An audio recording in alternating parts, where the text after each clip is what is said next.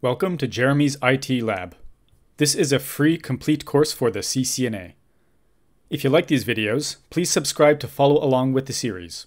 Also, please like and leave a comment, and share the video to help spread this free series of videos. Thanks for your help.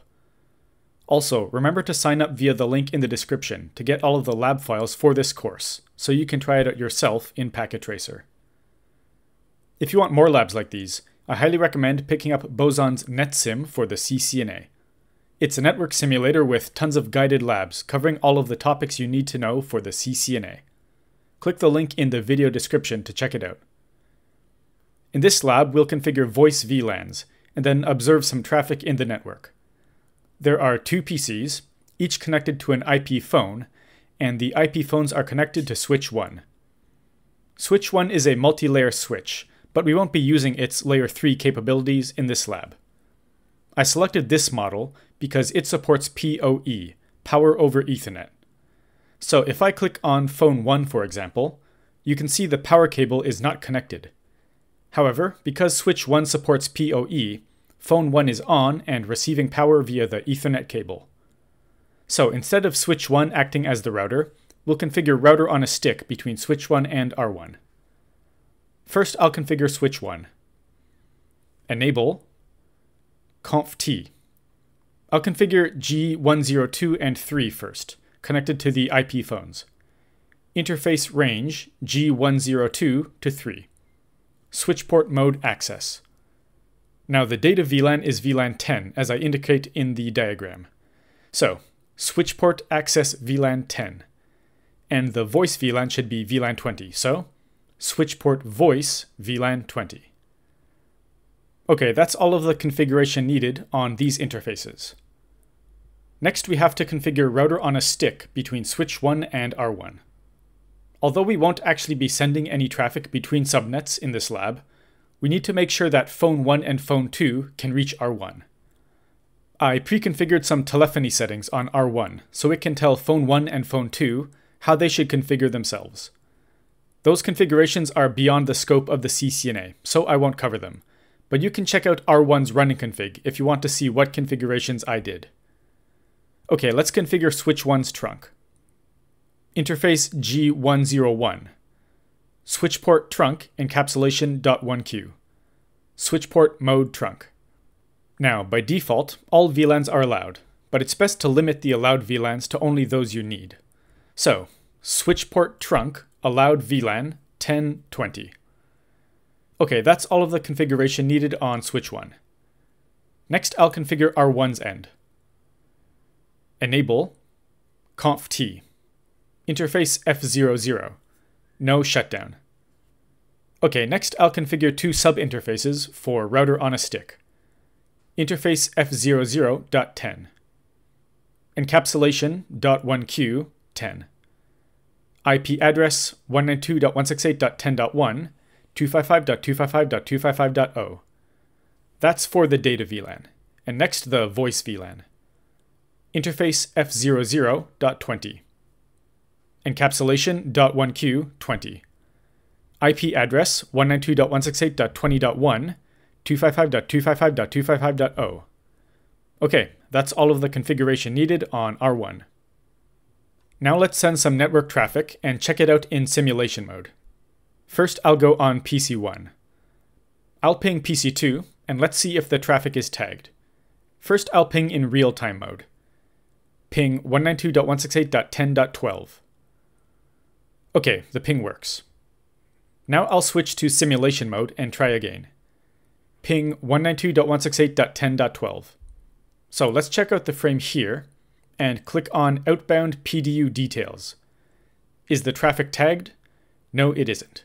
There is no 802.1q tag in the frame. Okay, I'll switch back to real-time mode. Just to make sure my configurations are correct, I'll ping R1 too. Ping 192.168.10.1. Okay, no problem. Now it's time to check out the phones. I'll call phone 2 from phone 1. So what's phone 2's phone number? I'll go to phone 2 and click on the GUI tab. The phone number is displayed here, 2010. How did it get the number? it was assigned by R1. So switch 1 told the phones what VLAN they are in, and then R1 told them what phone numbers to use, their IP addresses, etc. So now I'll go to phone 1.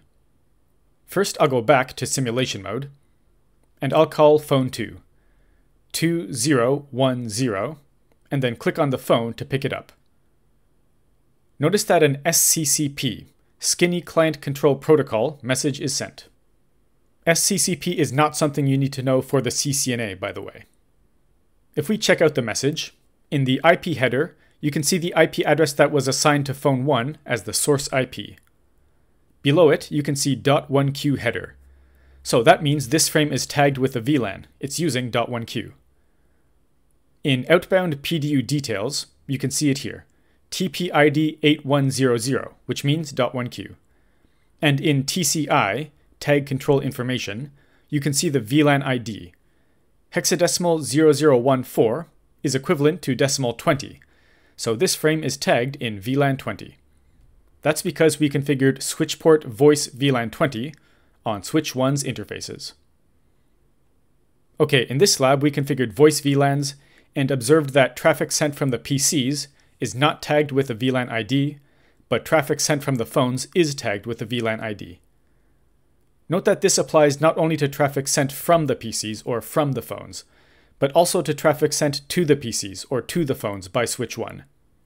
Switch 1 will not tag traffic sent to the PCs, but will tag traffic sent to the phones. That's all for this lab. Now let's take a look at a bonus lab in Boson Software's NetSim for CCNA. Okay, here's today's Boson NetSim practice lab. Now this lab isn't about voice VLAN specifically. I selected a different VLAN lab. It's called VLAN leaking. This is an important topic. Okay, so we will review .1q fundamentals and native VLAN operation. Okay, so there are two switches, and I assume we will configure a trunk between these two switches and assign these PCs to different VLANs. Now, because we're observing VLAN leaking, we're probably going to configure different native VLANs on these switches. So the F04 native VLAN here will be different than the native VLAN on the F01 native VLAN on switch 02, and we'll observe the effects of that. So there is a single task, but there are 22 steps. So let's see if we can go through all of them in this lab.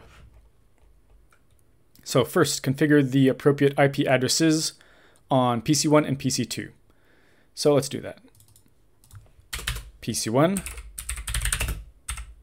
Note that this command, ipconfig/ip, is specifically for NetSim. This isn't a command you can use on a real, regular PC. 10.0.0.1 /24. Okay. And I will just check ipconfig. Yep, looks good. Okay, and then PC2. ipconfig/ip 10.0.0.2 /24. Okay, on PC1, ping PC2, the ping should be successful. Okay, PC1 pinging PC2. Let's see. Okay, and indeed it does work. Next, on switch 1, determine the VLAN assignments for the ports connected to PC1 and PC2. Okay, I'll open up switch 1. Show VLAN brief. Okay, they're in the default VLANs, or the default VLAN of VLAN 1. Oh, it's these two interfaces. Fast Ethernet 02 and 03 are both in the default VLAN, VLAN 1. Okay, assign the ports connecting to PC1 and PC2 as access ports in VLAN 10. Okay, so conft interface range F02 to 3, switchport mode access, switchport access VLAN 10. Okay, and let's check. Do show VLAN brief. Perfect. VLAN 10, Fast Ethernet 02 and 3. Allow time for network convergence. On PC1, ping PC2, the ping should be successful. So this network convergence is referring to spanning tree. Because we just created a new VLAN, spanning tree has to converge in that VLAN. but I think enough time has passed, so let's try that ping. Okay, not yet. And there we go. Okay, so next, assign the port connected to PC2 to VLAN 20.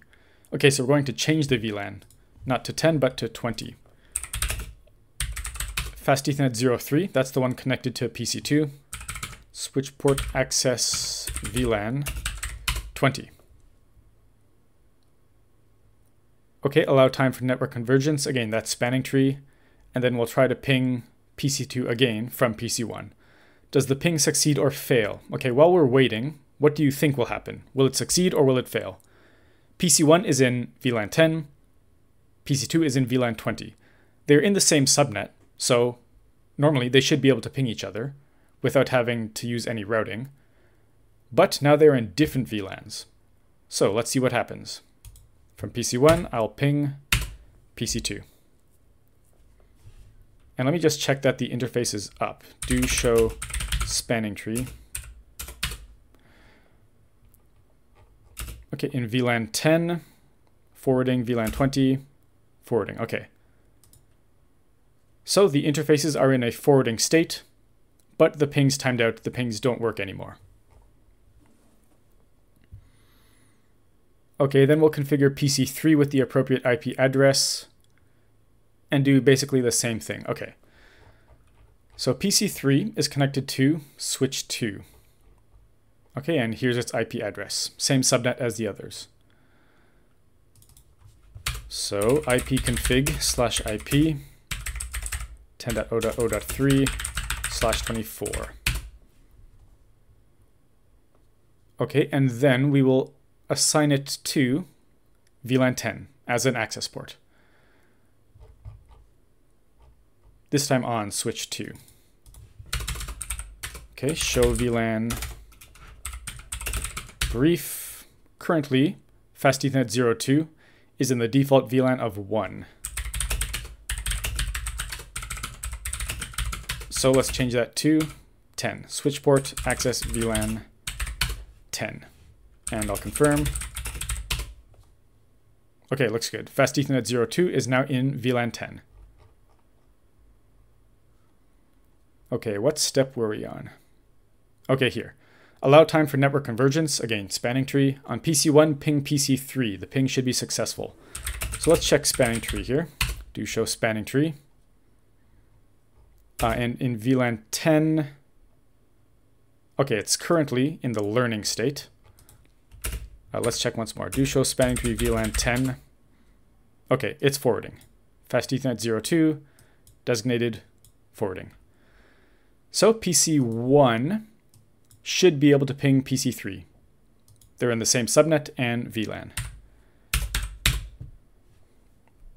Okay, and the ping works. Looks good. Then step 16. On switch 1, display the port and module interface trunk configuration. Okay, I think that just means show interfaces trunk. What is the default trunking behavior for the switch model used in this lab? Oh, okay, I think it's talking about DTP. So, show interfaces, first interfaces trunk. Yes, so the mode is desirable for Fast Ethernet 04, which is, yes, the one connected to switch 2. So it is in mode desirable using .1q, and the status is trunking. Currently all VLANs are allowed, but the only ones active are 1, 10, and 20 because we haven't created the other VLANs. Okay, what is the default trunking behavior? That is desirable here. Allow time for network convergence. Okay, we already allowed enough time. We saw that switch 2's interface was up. It was forwarding. And let's try to ping from PC2 to PC3. So once again, PC2 is in the same subnet as PC1 and PC3, but it's in a different VLAN. So let's see how this goes. Okay, looks like it is not working. Again, that's because of the different VLAN. So switch 1 forwards it to switch 2, tagged in VLAN 20. Switch 2 receives it and wants to forward it to the destination PC3, but it's in a different VLAN, so it doesn't forward it it drops the packet, it drops the frame. Okay, next, step 19, configure the native VLAN on Fast Ethernet 04 to be VLAN 20 and set it manually to a trunk. Okay, that's on switch 1. So, interface Fast Ethernet 04, switch port mode trunk, switch port trunk, native VLAN 20. Okay, and then on switch 2, interface Fast Ethernet 01, switch port mode trunk, switch port trunk, native VLAN 10. Okay, and let's check. Do show interfaces trunk. The native VLAN here is 10. Switch 1, do show interfaces trunk. Native VLAN is 20, so there's a mismatch.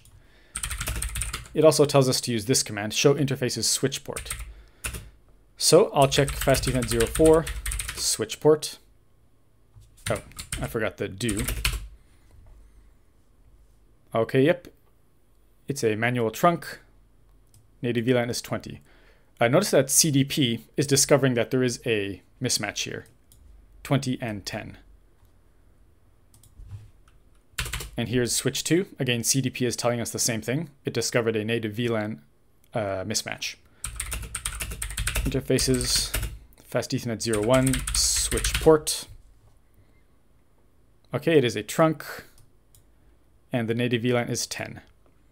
Okay, now we'll try again to ping from PC2 to PC3. So they are in different VLANs, so the ping should not work. But now we have a native VLAN mismatch. So switch 1 has a native VLAN of 20 here on the Fast Ethernet 04 interface. So PC2 in VLAN 20 sends a frame, not tagged, but it's an access port. So switch 1 knows this is VLAN 20. And then it sends it to switch 2. However, the native VLAN is VLAN 20, so it doesn't tag the frame. Switch 2 receives this untagged frame, and switch 2's native VLAN is 10. So it assumes this frame, the source, is in VLAN 10. So it does forward the frame to PC3. So even though they are in different VLANs, PC2 is in VLAN 20, PC3 is in VLAN 10, the ping should work this time. Let's try. Okay, and it does work. So that is an effect of having mismatched native VLANs. PCs or devices, which are in different VLANs, will be able to ping each other, or can be able to ping each other in some cases. So normally, devices in different VLANs can't directly ping each other. As we demonstrated before, PC2 couldn't ping PC3, but now they can. So normally, devices in different VLANs will also be in different subnets. So in that case, for example, PC2 would, to ping PC3, first send the packet or the frame to router 1, which would route it to the new subnet, the new VLAN, and then send it to PC3 like that. Okay, so hopefully that was clear. If not, you can go back and review my VLAN videos, or do a Google search for this, VLAN leaking. It's a good thing to know. You might be asked some questions about that on the CCNA exam. So once again, if you're not confident about VLAN leaking, try a Google search. There will be tons of great resources. Okay, so that was today's look at Boson NetSim for CCNA. As you can see here, there are tons of awesome labs here for the CCNA. So if you're looking for a great labbing resource, I highly recommend it. If you want to get Boson NetSim, please follow the link in the video description.